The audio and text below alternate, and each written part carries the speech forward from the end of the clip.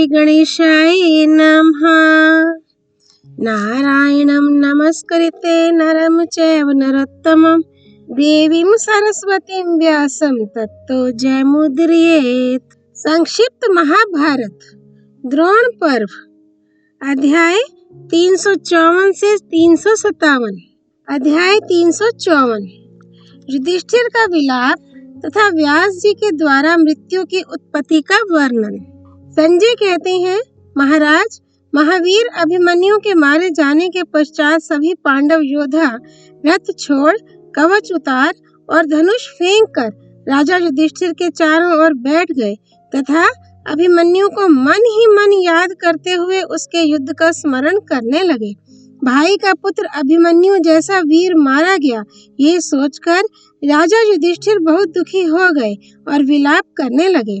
जैसे गौओं के झुंड में सिंह का बच्चा प्रवेश कर जाए, उसी प्रकार जो केवल मेरा प्रिय करने की इच्छा से द्रोण के दुर्भेद्य व्यूह में जा घुसा, युद्ध में जिसके सामने आकर बड़े बड़े धनुर्धर और अस्त्र विद्या में कुशल वीर भी भाग गए, जिसने हमारे कट्टर शत्रु दुशासन को अपने बाणों से शीघ्र ही मार भगाया था, वह वीर अभिमन्यु द्रोण सेना रूपी महासागर के पार होकर भी दुशासन कुमार के पास जा मृत्यु को प्राप्त हुआ। सुभद्रा कुमार के मारे जाने के बाद अब मैं अर्जुन अथवा सुभद्रा को कैसे मुंह दिखाऊंगा।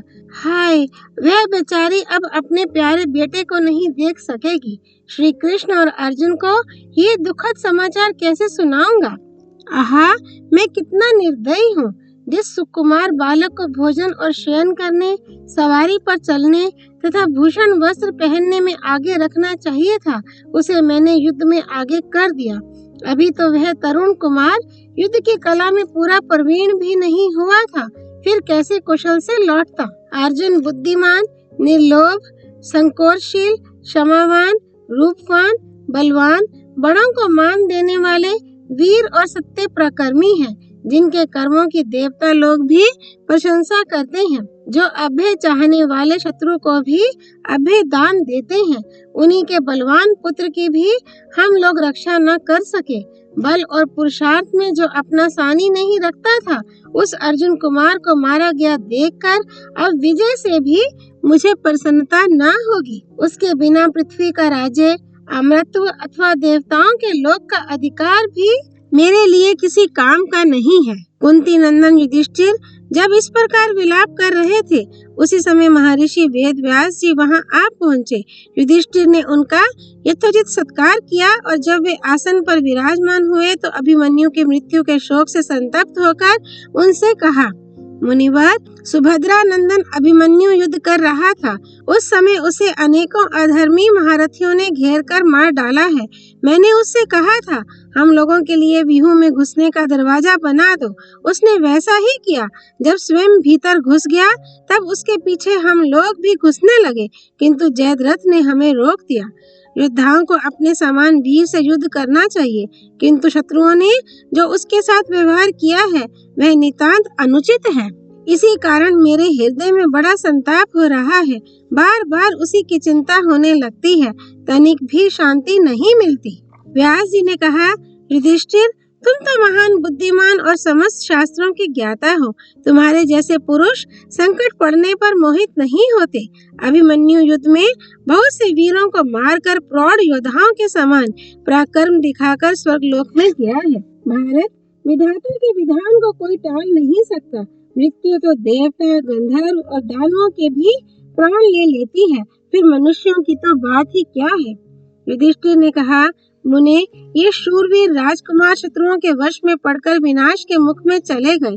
कहते हैं ये मर गए, किंतु मुझे संदेह होता है कि इन्हें मर गए ऐसा क्यों कहा जाता है। मृत्यु किसकी होती है, क्यों होती है, और वह किस प्रकार प्रजा का संहार करती है, तथा कैसे यह जीव को परलोक में ले जाती है। पितामह, ये सब बातें मुझे बताइए। व्यास जी ने कहा, राजन, जानकार लोग इस विषय में एक प्राचीन इतिहास का दृष्टांत दिया करते हैं।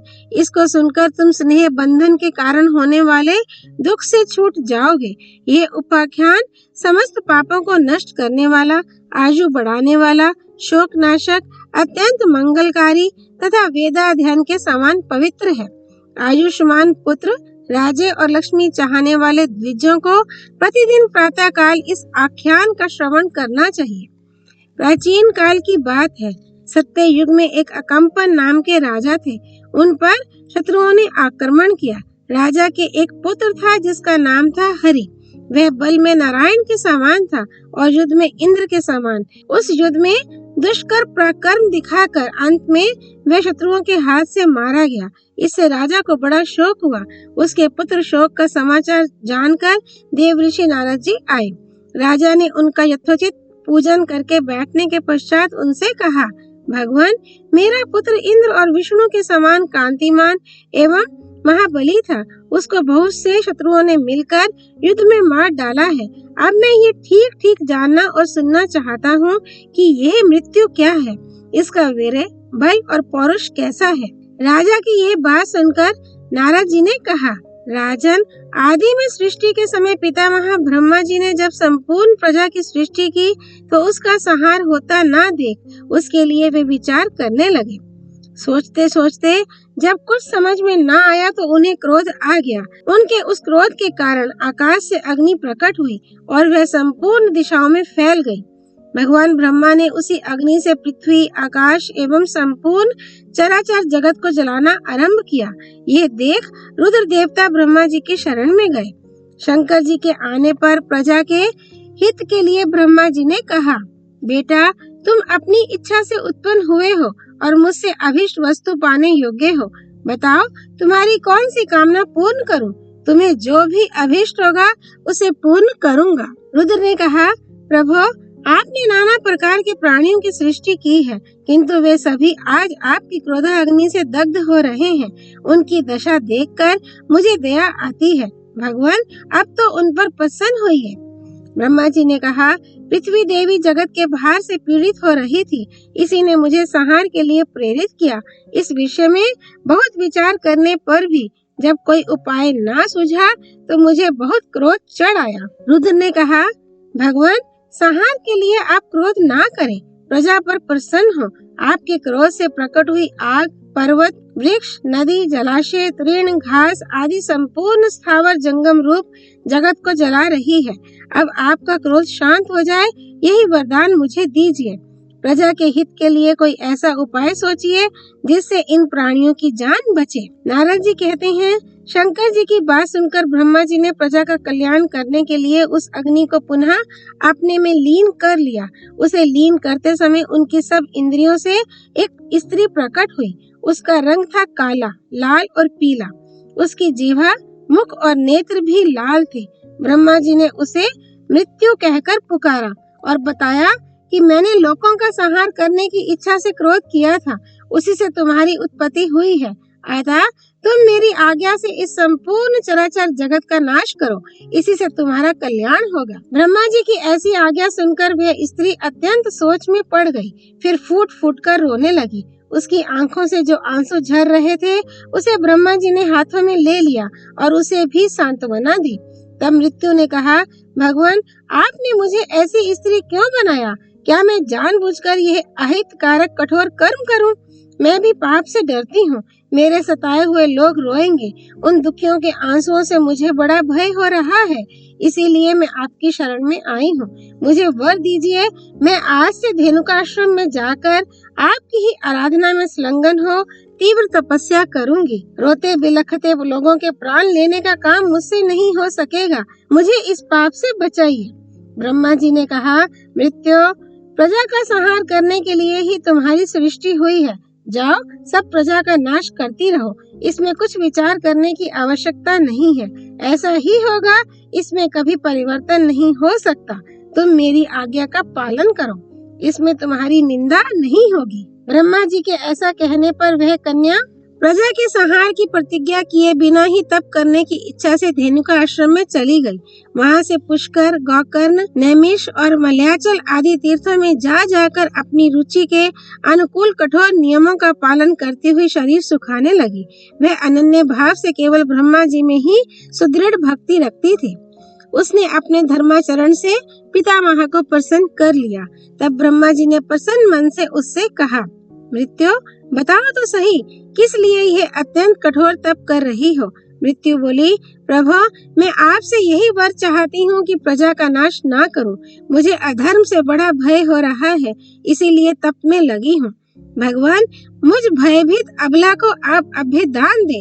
मैं एक निरपराध स्त्री हूँ, बहुत दुख पा रही हूँ, आपसे कृपा की भीख मांगती हूँ, मुझे शरण दीजिए।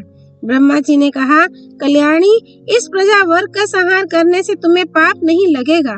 मेरी बात किसी तरह मिथ्या नहीं हो सकती, इसलिए तुम 4 प्रकार की प्रजा का नाश करो। सनातन धर्म तुम्हें पवित्र बनाए रखेगा। लोकपाल, यम तथा तरह तरह की व्याधियां तुम्हारी सहायिका होंगी। फिर देवता लोग तथा मैं सभी तुम्हें वरदान देंगे। ये सुनकर मृत्यु ने ब्रह्मा जी के चरणों में मस्तक झुकाकर प्रणाम किया और हाथ जोड़कर कहा, प्रभु, यदि यह कार्य मेरे बिना नहीं हो सकता तो आपकी आज्ञा शिरोधार्य है। अब एक बात कहती हूँ, उसे सुनिए। लोभ, क्रोध, असूया, ईर्ष्या, द्रोह, मोह, निर्लज्जता तथा परस्पर कटु वचन बोलना, ये नाना प्रकार के दोषी प्राणियों की देह का नाश करें। ब्रह्मा जी ने कहा, मृत्यु, ऐसा ही होगा। तुम्हारे आंसुओं की बूंदें, जिन्हें मैंने हाथ में ले लिया था, व्याधि बनकर गतायु प्राणियों का नाश करेंगी। तुम्हें पाप नहीं लगेगा, अतः डरो मत। तुम कामना और क्रोध का त्याग करके संपूर्ण जीवों के प्राणों का अपहरण करो। ऐसा करने से तुम्हें अक्षय धर्म की प्राप्ति होगी।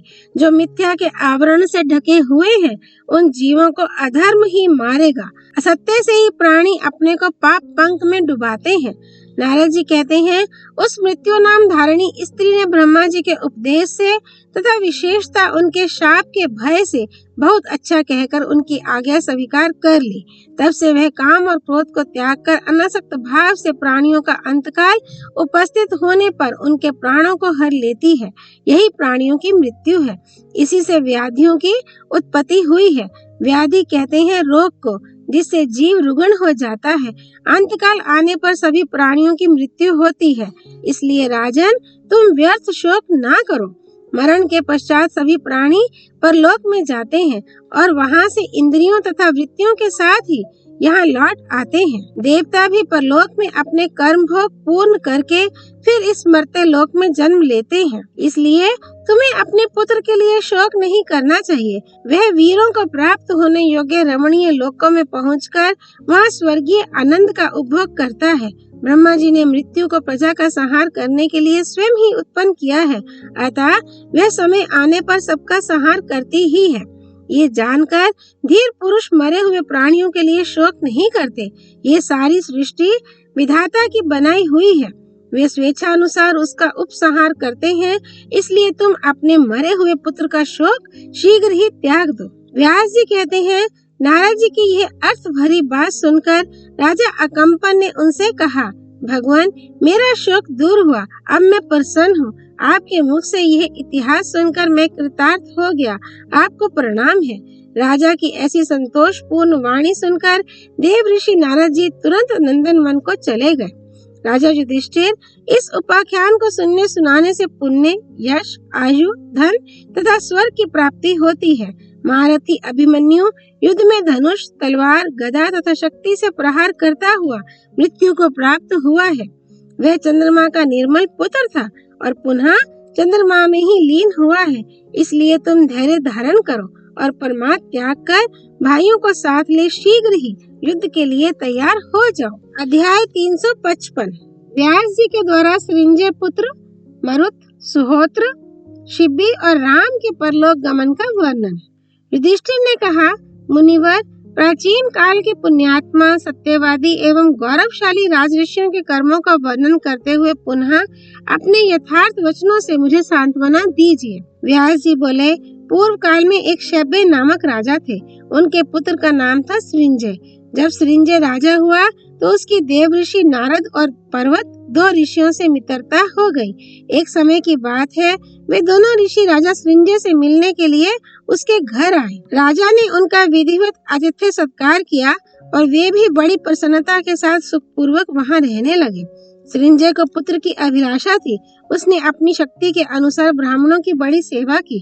वे ब्राह्मण वेद वेदांग के ज्ञाता एवं तप और स्वाध्याय में लगे रहने वाले थे। राजा की शुश्रूषा से प्रसन्न होकर उन ब्राह्मणों ने नारद जी से कहा, भगवान आप राजा सृंजय को उनकी इच्छा के अनुसार पुत्र प्रदान करें। नारद जी ने तथास्तु कहकर सृंजय से कहा, राजऋषि ब्राह्मण लोग आप पर प्रसन्न हैं और आपको पुत्र देना चाहते हैं, अतः आपका कल्याण हो। आप जैसा पुत्र चाहते हो उसके लिए वर मांग ले। नारद जी के ऐसा कहने पर राजा ने हाथ जोड़कर कहा, भगवान मैं ऐसा पुत्र चाहता हूँ जो यशस्वी, तेजस्वी और शत्रुओं को दबाने वाला हो तथा जिसके मल, मूत्र, थूक और पसीने भी स्वर्णमय हो। राजा को ऐसा ही पुत्र हुआ। उसका नाम पड़ा सुवर्णष्ठी। उक्त वरदान से राजा के घर निरंतर धन बढ़ने लगा। उन्होंने अपने महल, चारदीवारी, किले, ब्राह्मणों के घर, पलंग, बिछौने, रथ और भोजन पात्र आदि सभी आवश्यक सामग्रियों को सोने का बनवा लिया। कुछ काल के पश्चात राजा के महल में लुटेरे घुसे और राजकुमार सुवर्णष्ठी को बलपूर्वक पकड़कर जंगल में ले गए। स्वर्ण पाने का उपाय तो उन्हें ज्ञात नहीं था, इसलिए उन मूर्खों ने राजकुमार को मार डाला। फिर उसका शरीर फाड़ कर देखा, किंतु कुछ भी धन नहीं मिला। जब उसके प्राण निकल गए तो वह धन प्राप्त कराने वाला वरदान भी नष्ट हो गया। बेवकूफ डाकू उस अद्भुत राजकुमार को मारकर स्वयं भी आपस में लड़ भिड़कर नष्ट हो गए। अंत में वे पापी असंभावे नामक नरक में पड़े। राजा अपने मरे हुए पुत्र को देखकर बहुत दुखी हुआ और बड़ी करुणा के साथ विलाप करने लगा। ये समाचार पाकर देव ऋषि नारद जी ने वहां दर्शन दिया और कहा, सृंजय अपनी अपूर्ण कामनाएं लिए तुम भी तो एक दिन मरोगे, फिर दूसरे के लिए इतना शोक क्यों? औरों की तो बात ही क्या है, अविक्षित के पुत्र राजा मरुत भी जीवित नहीं रह सके। बृहस्पति से लाख डांट होने के कारण संवर्त ने राजा मरुत से यज्ञ कराया था। भगवान शंकर ने राजऋषि मरुत को सुवर्ण का एक गिरि शिखर प्रदान किया था। इनकी यज्ञशाला में इंद्र आदि देवता, बृहस्पति तथा समस्त प्रजापति गण विराजमान थे। यज्ञ का सारा सामान सोने का बना हुआ था। इनके यज्ञों में ब्राह्मणों को दूध, दही, घी, मधु, रुचिकर भक्ष्य भोजे तथा इच्छानुसार वस्त्र और आभूषण भी दिए जाते थे। मरुत के घर में मरुत पवन देवता रसोई परोसने का काम करते थे और विश्वदेव सभासद थे। उन्होंने देवता, ऋषि और पितरों को हविष्य, श्राद्ध तथा स्वाध्याय के द्वारा तृप्त किया था। शैया, आसन, जलपात्र और सुवर्ण राशि, ये अपार धन उन्होंने ब्राह्मणों को स्वेच्छा से दान कर दिया था। इंद्र भी उनका भला चाहते थे। उनके राज्य में प्रजा को रोग व्याधि नहीं सताती थी। वे बड़े श्रद्धालु थे और शुभ कर्मों से जीते हुए अक्षय पुण्य लोकों को प्राप्त हुए थे। राजा मरुत ने तरुणावस्था में रहकर प्रजा, मंत्री, धर्मपत्नी, पुत्र और भाइयों के साथ 1000 वर्ष तक राज्य शासन किया था। सृंजय ऐसे प्रतापी राजा भी जो तुमसे और तुम्हारे पुत्र से बहुत बढ़ चढ़ कर थे, यदि मृत्यु से नहीं बच सके तो तुम्हें भी अपने पुत्र के लिए शोक नहीं करना चाहिए। नारद जी ने पुनः कहा, राजा सुहोत्र की भी मृत्यु सुनी गई है। वे अपने समय के अद्वितीय वीर थे। देवता भी उनकी ओर आंख उठाकर नहीं देख सकते थे। वे प्रजा का पालन, धर्म, दान, यज्ञ और शत्रुओं पर विजय पाना, इन सबको कल्याणकारी समझते थे। धर्म से देवताओं की आराधना करते, बाणों से शत्रुओं पर विजय पाते और अपने गुणों से समस्त प्रजा को प्रसन्न रखते थे। उन्होंने मलेच्छ और लुटेरों का नाश करके इस संपूर्ण पृथ्वी का राज्य किया था। उनकी प्रसन्नता के लिए बादलों ने अनेकों वर्षों तक उनके राज्य में सुवर्ण की वर्षा की थी। वहाँ सुवर्ण रस की नदियां बहती थीं। उनमें सोने के मगर और मछलियां रहती थीं। मेघ अभिष्ट वस्तुओं की वर्षा करते थे। राज्य में एक एक कोस की लंबी चौड़ी बावलियां थी। उनमें भी स्वर्णमय मगर और कछुए थे। उन सबको देखकर राजा को आश्चर्य होता था। उन्होंने कुरुजांगल देश में यज्ञ किया और वह अपार सुवर्ण राशि ब्राह्मणों को बांट दी। राजा सुहोत्र ने 1000 अश्वमेध, 100 राजसूय तथा बहुत सी दक्षिणा वाले अनेकों क्षत्रिय यज्ञों और नित्य नैमित्तिक यज्ञों का अनुष्ठान किया था। सृंजय, वे सुहोत्र भी तुमसे और तुम्हारे पुत्र से सर्वथा श्रेष्ठ थे, किंतु मृत्यु ने उन्हें भी नहीं छोड़ा। ऐसा सोचकर तुम्हें अपने पुत्र के लिए शोक नहीं करना चाहिए। नारद जी फिर कहने लगे, राजन, जिन्होंने संपूर्ण पृथ्वी को चमड़े की भांति लपेट लिया था, उसी नर पुत्र राजा शिबी भी मरे थे। उन्होंने संपूर्ण पृथ्वी को जीतकर अनेकों अश्वमेध यज्ञ किए थे। उन्होंने 10 अरब अशरफियां दान की थी। साथ ही हाथी, घोड़े, पशु, धान्य, मृग, गौ, बकरे, भेड़ आदि के सहित अनेकों भूखंड ब्राह्मणों के अधीन किए थे। बरसते हुए मेघ से जितनी धाराएं गिरती हैं, आकाश में जितने नक्षत्र दिखाई देते हैं, गंगा के किनारे जितने बालू के कण हैं, मेरू पर्वत पर जितने शिलाओं के टुकड़े हैं और समुद्र में जितने रत्न एवं जलचर जीव हैं, उतनी गौएं शिब्बी ने ब्राह्मणों को दान में दी थी। प्रजापति ने भी शिब्बी के समान महान कार्यभार को वहन करने वाला कोई दूसरा महापुरुष भूत, भविष्य और वर्तमान में भी नहीं देखा। उन्होंने कई यज्ञ किए जिनमें प्रार्थियों की संपूर्ण कामनाएं पूर्ण की जाती थीं। उन यज्ञों में यज्ञ स्तंभ, आसन, ग्रह, चारदीवारी और बाहरी दरवाजा, ये सब वस्तुएं स्वर्ण की बनी थीं। यज्ञ के बाड़े में दूध दही के बड़े बड़े कुंड भरे रहते थे तथा नदियां बहती रहती थीं। शुद्ध अन्न के पर्वतों के समान ढेर लगे रहते थे। वहां सबके लिए घोषणा की जाती थी कि सज्जनों, स्नान करो और जिसकी जैसी रुचि हो उसके अनुसार अन्नपान लेकर खाओ पियो। भगवान शिव ने राजा शिब्बी के पुण्य कर्म से प्रसन्न होकर ये वर दिया था, राजन, सदा दान करते रहने पर भी तुम्हारा धन क्षीण नहीं होगा। इसी प्रकार तुम्हारी श्रद्धा, सुयश और पुण्य कर्म अक्षय होंगे। तुम्हारे कहने के अनुसार ही सभी प्राणी तुमसे प्रेम करेंगे और अंत में तुम्हें उत्तम लोक की प्राप्ति होगी। इन उत्तम वरों को प्राप्त करके राजा शिब्बी समय आने पर दिव्य लोक को चले गए। वे तुमसे और तुम्हारे पुत्र से भी बढ़कर पुण्यात्मा थे। जब वे भी मृत्यु से नहीं बच सके तो तुम्हें अपने पुत्र के लिए शोक नहीं करना चाहिए। श्रृंजय, जो प्रजा पर पुत्र के समान प्रेम रखते थे, वे दशरथ नंदन राम भी परम धाम को चले गए। वे अत्यंत तेजस्वी थे और उनमें असंख्य गुण थे। अपने पिता की आज्ञा से उन्होंने धर्म पत्नी सीता और भाई लक्ष्मण के साथ 14 वर्ष तक वनवास किया था। जन स्थान में रहकर तपस्वी मुनियों की रक्षा के लिए उन्होंने 14,000 राक्षसों का वध किया। वहां रहते समय ही लक्ष्मण सहित राम को मुंह में डालकर रावण नामक राक्षस ने उनकी पत्नी सीता को हर लिया। यद्यपि रावण देवता और दैत्यों से भी अवध्य था, फिर भी साथ ही ब्राह्मण और देवताओं के लिए कंटक रूप था, किंतु राम ने उसे उसके साथियों सहित मार डाला।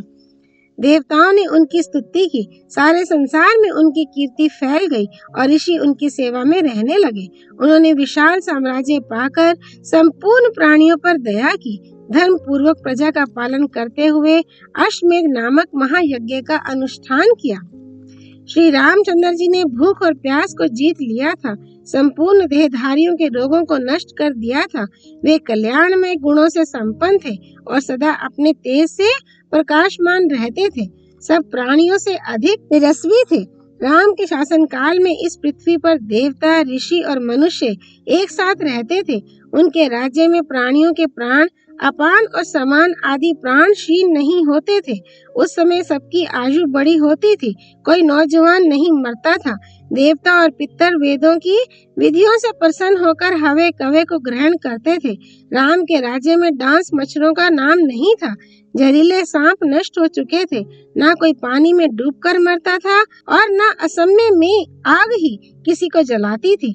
उस समय के लोग अधर्म में रुचि रखने वाले, लोभी और मूर्ख नहीं होते थे। सभी वर्णों के लोग शिष्ट, बुद्धिमान और अपने कर्तव्य का पालन करने वाले थे। जन स्थान में राक्षसों ने जो पितरों और देवताओं की पूजा नष्ट कर दी थी, उसे भगवान राम ने राक्षसों को मारकर पुनः प्रचलित किया। उस समय एक एक मनुष्य के हजार हजार संतानें होती थीं और उनकी आयु भी एक एक सहस्त्र वर्ष की हुआ करती थी। बड़ों को अपने से छोटों का श्राद्ध नहीं करना पड़ता था। भगवान राम की श्याम सुंदर छवि, तरुण अवस्था और कुछ अरुणाई लिए विशाल आंखें थी। भुजाएं सुंदर तथा घुटनों तक लंबी थी। सिंह के समान कंधे थे। उनकी झांकी सभी जीवों का मन मोहने वाली थी। उन्होंने 11,000 वर्ष तक राज्य किया था। उस समय कि लोगों की जबान पर केवल राम का ही नाम था।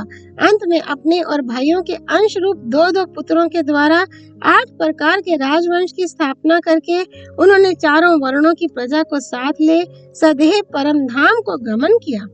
सृंजय, तुमसे और तुम्हारे पुत्र से सर्वथा श्रेष्ठ वे राम भी यदि यहाँ नहीं रह सके तो तुम अपने पुत्र के लिए क्यों शोक करते हो।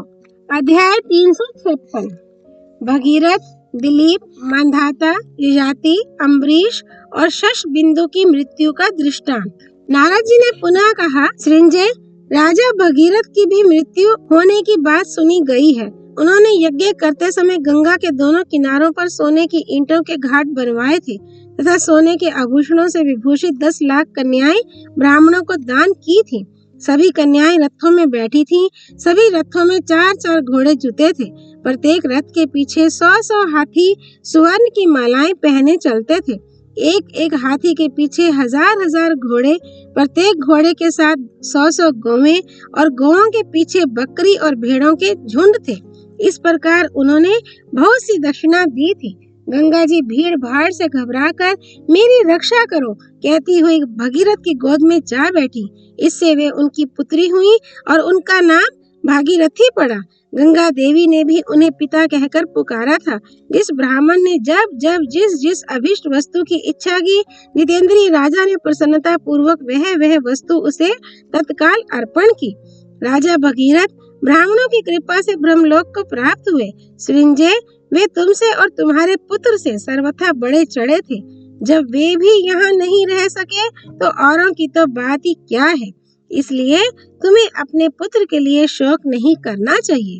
इलबिला के पुत्र राजा दिलीप भी मरे थे, जिनके 100 यज्ञों में लाखों तत्वज्ञानी एवं याज्ञिक ब्राह्मण नियुक्त हुए थे। उन्होंने यज्ञ करते समय धन धान्य से संपन्न ये सारी पृथ्वी ब्राह्मणों को दान कर दी थी। राजा दिलीप के यज्ञों में सोने की सड़कें बनाई गई थी। इंद्र आदि देवता उन्हें धर्म के समान मानकर उनके यज्ञ में पधारे थे। उनका सुवर्णमय सभा भवन सदा दीप्यमान रहता था। वहाँ रस की नदियां बहती थीं, अन्न के पहाड़ लगे हुए थे, सोने के बने हुए हजारों यूप थे। वहाँ गंधर्वराज विश्वावसु बड़ी प्रसन्नता के साथ वीणा बजाते थे। सभी प्राणी उन सत्यवादी राजा का सम्मान करते थे। एक बात उनके यहाँ सबसे अद्भुत थी जो अन्य राजाओं के यहाँ नहीं है। राजा दिलीप युद्ध करते समय जल में भी जाते तो उनके रथ के पहिए नहीं डूबते थे। उन सत्यवादी तथा उदार नरेश का जो दर्शन कर लेते थे वे भी स्वर्गलोक के अधिकारी हो जाते थे। खटवांग दिलीप के घर ये 5 प्रकार के शब्द कभी बंद नहीं होते थे। स्वाध्याय की आवाज, धनुष की टंकार और अतिथियों के लिए खाओ पियो और भिक्षा ग्रहण करो, इन 3 वाक्यों की घोषणा। सृंजय, वे राजा तुमसे और तुम्हारे पुत्र से बहुत बढ़ चढ़कर थे, किंतु वे भी जीवित नहीं रह सके। फिर तुम अपने पुत्र के लिए शोक क्यों करते हो। युवनाश के पुत्र मांधाता की भी मृत्यु सुनी गई है। वे देवता, असुर और मनुष्य तीनों लोकों में विजयी थे। एक समय की बात है, राजा युवनाश वन में शिकार खेलने गए। वहाँ उनका घोड़ा थक गया और उन्हें भी बहुत प्यास लगी। इतने में उन्हें दूर से धुआं दिखाई पड़ा। उसी को लक्ष्य करके वे यज्ञ मंडप में जा पहुँचे। वहाँ एक पात्र में घृत मिश्रित जल रखा हुआ था। राजा ने उसे पी लिया। पेट में जाते ही वह मंत्रपूत जल बालक के रूप में परिणत हो गया। इसके लिए वैद्य शिरोमणि अश्विनी कुमार बुलाए गए। उन्होंने उस गर्भ से बालक को निकाला। वह देवता के समान तेजस्वी था। उसे अपने पिता की गोद में शयन करते देख देवताओं ने आपस में कहा, ये किसका दूध पिएगा।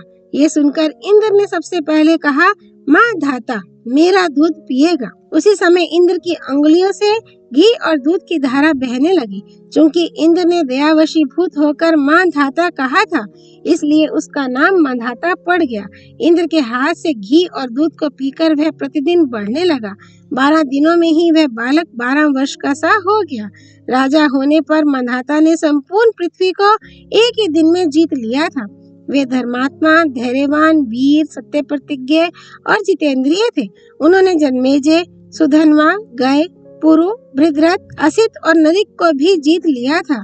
सूर्य जहाँ से उदय होते थे और जहाँ जाकर अस्त होते थे, वह सब का सब क्षेत्र युवनाश्व के पुत्र मांधाता का राज्य कहलाता था। मांधाता ने 100 अश्वमेध और 100 राजसूय यज्ञ किए थे। उन्होंने 100 योजनों के विस्तार का मत्स्य देश ब्राह्मणों को दे दिया था। उनके यज्ञ में मधु तथा दूध बहाने वाली नदियां अन्न के पर्वतों को चारों ओर से घेरकर बहती थी। उन नदियों के भीतर घी के कई कुंड थे। दही उनके फेन सा दिखाई देता था। गुड़ का रस ही उनका जल था। उस राजा के यज्ञ में देवता, असुर, मनुष्य, यक्ष, गंधर्व, सर, पक्षी, ऋषि तथा श्रेष्ठ ब्राह्मण पधारे थे। मूर्ख तो वहाँ एक भी नहीं था। उन्होंने धन धान्य से संपन्न समुद्र तक की पृथ्वी ब्राह्मणों के अधीन कर दी थी और फिर समय आने पर वे स्वयं भी इस लोक से अस्त हो गए थे। संपूर्ण दिशाओं में अपना सुजश फैलाकर वे पुण्यवानों के लोक में पहुंच गए। सृंजय, वे भी तुमसे और तुम्हारे पुत्र से सर्वथा श्रेष्ठ थे। जब वे भी मृत्यु से नहीं बच सके तो दूसरों की क्या बात है। अतः तुम्हें अपने पुत्र के लिए शोक नहीं करना चाहिए। नहुष नंदन जाति की भी मृत्यु सुनी गई है। उन्होंने 100 राजसूय, 100 अश्वमेध, 1000 पुंडरीक याग, 100 वाजपेयी यज्ञ, 1000 अतिरात्र याग तथा चातुर्मास्य और अग्निष्टोम आदि नाना प्रकार के यज्ञ किए थे और इनमें ब्राह्मणों को बहुत दक्षिणा दी थी। परम पवित्र सरस्वती नदी ने, समुद्रों ने तथा पर्वतों सहित अन्यान्य सरिताओं ने यज्ञ करने वाले जाति को घी और दूध प्रदान किया था। नाना प्रकार के यज्ञों से परमात्मा का पूजन करके उन्होंने पृथ्वी के 4 भाग किए और उन्हें ऋत्विज, अध्वर्यु, होता तथा उद्गाता इन चारों को बांट दिया। फिर देवयानी और शर्मिष्ठा से उत्तम संतानें उत्पन्न की। जब भोगों से उन्हें शांति नहीं मिली तो यह गाथा का गान कर उन्होंने अपनी धर्म पत्नी के साथ वानप्रस्थ आश्रम में प्रवेश किया। वह गाथा इस प्रकार है। इस पृथ्वी पर जितने भी धान, जौ, स्वर्ण, पशु और स्त्री आदि भोग्य पदार्थ हैं, वे सब एक मनुष्य को भी संतोष कराने के लिए पर्याप्त नहीं है। ऐसा विचार कर मन को शांत करना चाहिए। इस प्रकार राजा जजाति ने धैर्य के साथ कामनाओं का त्याग किया और अपने पुत्र पुरु को राज सिंहासन पर बिठाकर वे वन में चले गए। सरिंजय, वे भी तुमसे और तुम्हारे पुत्र से बड़े चढ़े थे।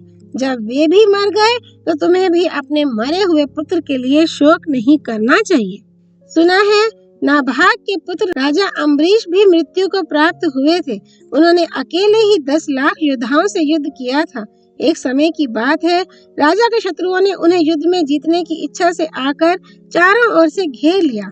वे सब के सब अस्त्र युद्ध के ज्ञाता थे और राजा के प्रति अशुभ वचनों का प्रयोग कर रहे थे। तब अम्बरीश ने अपने शरीर बल, अस्त्र बल, हस्त लाघव और युद्ध संबंधी शिक्षा के द्वारा शत्रुओं के छत्र, आयुध, ध्वजा और रथों के टुकड़े टुकड़े कर डाले। फिर तो वे अपने प्राण बचाने के लिए प्रार्थना करने लगे और हम आपकी शरण में हैं, ऐसा कहते हुए उनके शरणागत हो गए। इस प्रकार उन शत्रुओं को वशीभूत करके संपूर्ण पृथ्वी पर विजय पाकर उन्होंने शास्त्र विधि के अनुसार 100 यज्ञों का अनुष्ठान किया। उन यज्ञों में श्रेष्ठ ब्राह्मण तथा दूसरे लोग भी सब प्रकार से संपन्न उत्तम अन्न भोजन करके अत्यंत तृप्त हुए थे तथा राजा ने भी सबका बहुत सत्कार किया था। साथ ही उन्होंने बहुत अधिक मात्रा में दक्षिणा दी थी। अनेकों मूर्धाभिषिक्त राजाओं और सैकड़ों राजकुमारों को दंड तथा कोष सहित उन्होंने ब्राह्मणों के अधीन कर दिया था। महर्षि लोग उन पर प्रसन्न होकर कहते थे कि असंख्य दक्षिणा देने वाले राजा अम्बरीश जैसा यज्ञ करते हैं वैसा ना तो पहले के राजाओं ने किया और ना आगे कोई करेंगे। सृंजय, वे तुमसे और तुम्हारे पुत्र से बहुत बढ़ चढ़कर थे।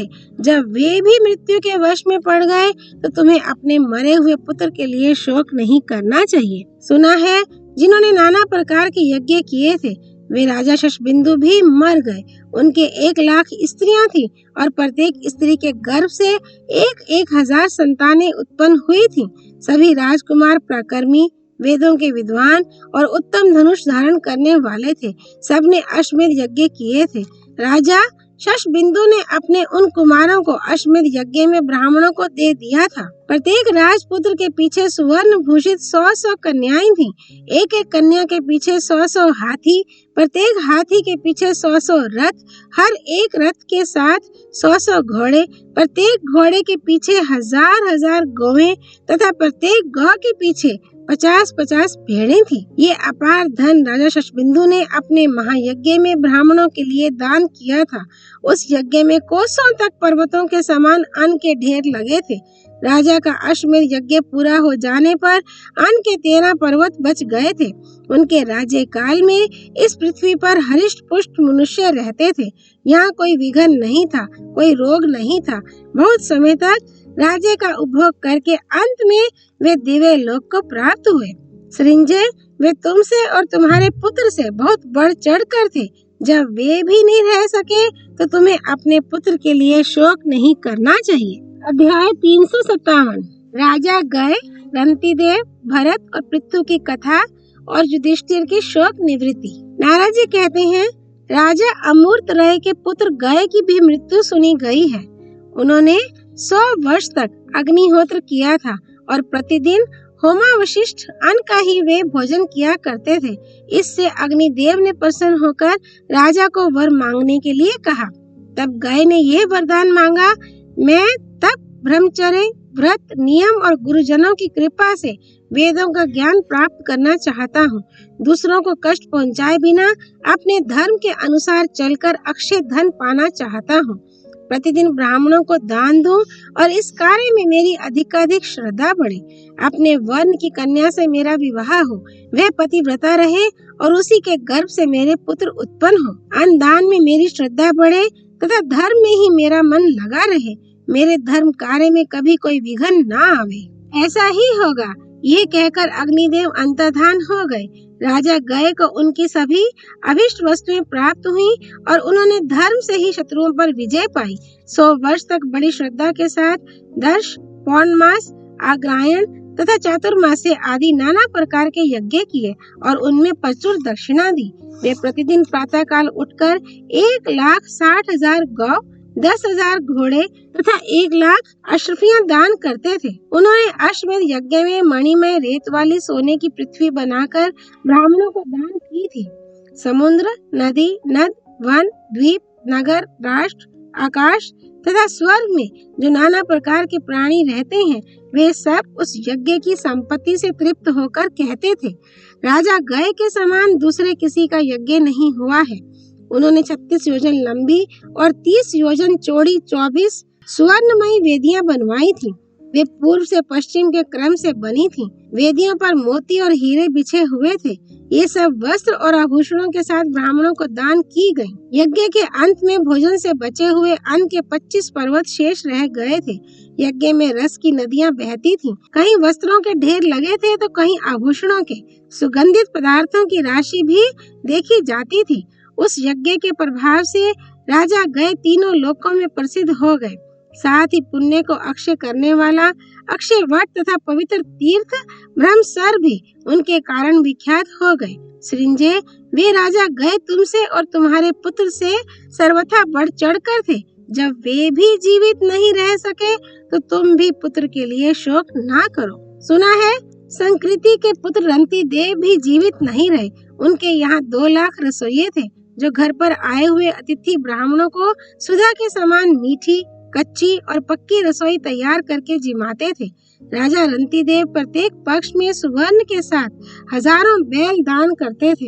एक एक बैल के साथ 100-100 गौएं होती थीं। साथ ही 800 स्वर्ण मुद्राएं दी जाती थीं। इनके साथ यज्ञ और अग्निहोत्र के सामान भी होते थे।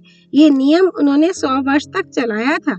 वे ऋषियों को कमंडलू, घड़े, बटलोई, पिट्ठर, शैया, आसन, सवारी, महल, मकान, वृक्ष तथा अंधन दिया करते थे। वे सब वस्तुएं सोने की ही होती थीं। रंतिदेव की वह अलौकिक समृद्धि देखकर पुराण वेताओं ने इस प्रकार उनका यशोगान किया है। हमने कुबेर के घरों में भी रंतिदेव के समान धन का भरा पूरा भंडार नहीं देखा। फिर मनुष्यों के यहाँ तो हो ही कैसे सकता। उनके यहाँ जो कुछ था सब सोने का ही था। उसे भी उन्होंने यज्ञ में ब्राह्मणों को दान कर दिया। उनके दिए हुए हवे और कवे को देवता तथा पितर प्रत्यक्ष ग्रहण करते थे। ब्राह्मणों की सब कामनाएं उनके यहाँ पूर्ण होती थी। सृंजय, वे भी तुमसे और तुम्हारे पुत्र से श्रेष्ठ थे। जब उनकी भी मृत्यु हो गई तो तुम्हें अपने पुत्र के लिए शोक नहीं करना चाहिए। सुना है दुष्यंत के पुत्र भरत भी मृत्यु को प्राप्त हुए थे। भरत ने वन में रहकर बचपन में ही ऐसा पराक्रम दिखाया था जो दूसरों के लिए कठिन है। वे जब बच्चे थे बड़े बड़े सिंहों को वेग से दबाकर बांध लेते और उन्हें घसीटते थे। अजगरों के दांत तोड़ लेते और भागते हुए हाथियों के दांत पकड़कर उन्हें अपने वश में कर लेते थे।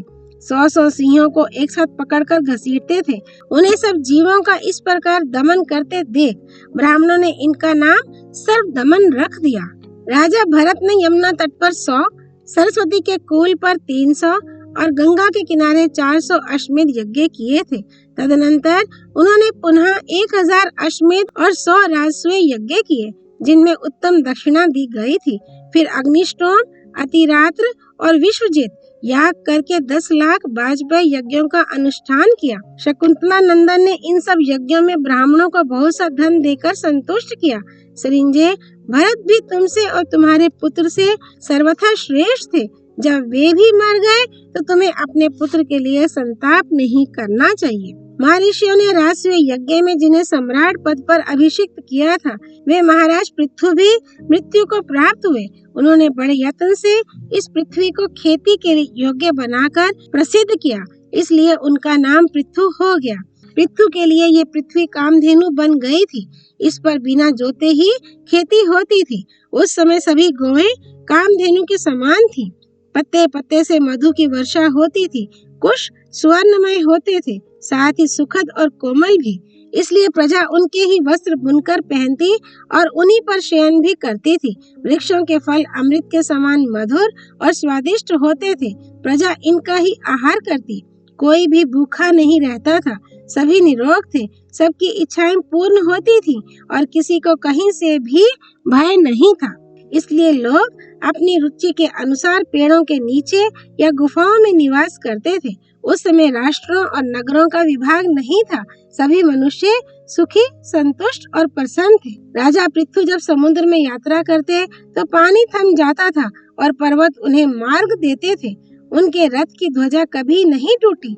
एक बार उनके पास वनस्पति, पर्वत, देवता, असुर, मनुष्य, सर्प, सप्तऋषि, यक्ष, गंधर्व, अप्सरा तथा पितरों ने आकर कहा, महाराज, आप ही हमारे सम्राट हैं। आप ही हमें कष्ट से बचाने वाले हैं तथा आप ही हमारे राजा, रक्षक और पिता हैं। आप हमें अभिष्ट वरदान दें, जिससे हम लोग अनंत काल तक तृप्ति और सुख का अनुभव करें। ये सुनकर राजा ने कहा, ऐसा ही होगा। तदनंतर राजा पृथु ने नाना प्रकार के यज्ञ किए और मनोवांछित भोगों के द्वारा समस्त प्राणियों की कामनाएं पूर्ण कर उन्हें तृप्त किया। पृथ्वी पर जो कुछ भी पदार्थ है, उनके ही आकार के सुवर्ण के पदार्थ बनवाकर राजा ने अश्वमेध यज्ञ में उन्हें ब्राह्मणों को दान किया। उन्होंने 66,000 सोने के हाथी बनवाकर ब्राह्मणों को दान किए थे। सोने की पृथ्वी भी बनवाई और उसे मणियों से विभूषित करके दान कर दिया। सृंजय, वे तुमसे और तुम्हारे पुत्र से श्रेष्ठ थे, किंतु जब वे भी मृत्यु से नहीं बच सके तो तुम्हें भी अपने पुत्र के लिए शोक नहीं करना चाहिए। व्यास जी कहते हैं, युधिष्ठिर, इन राजाओं का उपाख्यान सुनकर सृंजय कुछ भी नहीं बोला, मौन रह गया। उसे इस प्रकार चुपचाप बैठे देख नारद जी ने कहा, राजन, मैंने जो कुछ कहा उसे सुना ना? कुछ समझ में आया या नहीं? जैसे शूद्र जाति की स्त्री से संबंध रखने वाले ब्राह्मण को कराया हुआ श्राद्ध भोजन नष्ट हो जाता है, उसी प्रकार मेरा ये सारा कहना व्यर्थ तो नहीं हो गया। उनके ऐसा कहने पर सृंजय ने हाथ जोड़कर कहा, मुने, प्राचीन राजऋषियों का यह उत्तम उपाख्यान सुनकर मेरा संपूर्ण शोक दूर हो गया। अब मेरे हृदय में तनिक भी व्यथा नहीं है। बताइए, अब मैं आपकी किस आज्ञा का पालन करूं?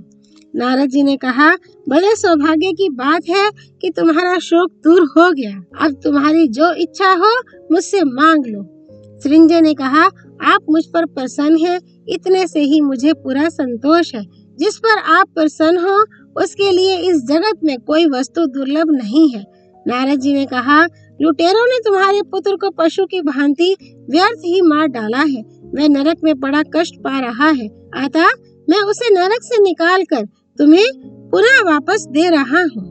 व्यास जी ने कहा, इतना कहते ही वह अद्भुत कांति वाला सृंजय का पुत्र वहाँ प्रकट हो गया।